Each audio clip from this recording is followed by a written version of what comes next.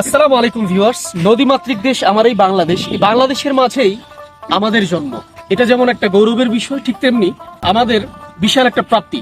আপনি যদি বহির্বিশ্বর দিকে তাকান, হ্যাঁ আমি এটা বলতে পারি বহির্বিশ্ব অনেক দিক থেকে তারা এগিয়ে আছে, তারা অনেক স্মার্ট, তারা কাজের দিক থেকে এগিয়ে আছে। তবে আমার এই সবুজ বাংলার যে প্রকৃতির ফিল, এটা কিন্তু আপনি বাইরের দেশে পাবেন না।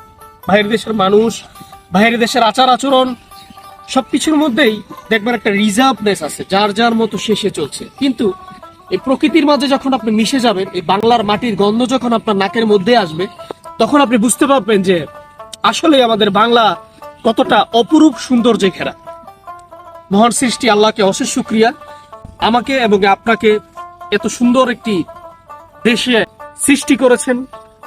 এই সৌন্দর্যের মহানুভবতা আপনি তখনই মনতান্ত্রিক দিক থেকে বুঝতে পারবেন যখন আপনি এসব নিয়ে ভাববেন, কিংবা সেই যান্ত্রিক জীবন থেকে কিছু সময়ের জন্য বের হবেন।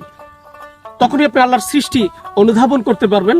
আল্লাহর সৃষ্টি আপনি মন থেকে রিয়েলাইজ করতে পারবেন যে আল্লাহ কতটা যত্ন করে তার পৃথিবীটাকে সাজিয়েছে। চলুন, যান্ত্রিক জীবন থেকে যখনই আমরা সময় পাবো তখনই আমরা বের হব এবং কি আল্লাহর সৃষ্টি দেখব। যাদের সামর্থ্য আছে আল্লাহর সৃষ্টি দেখতে বের হয়ে পড়বো।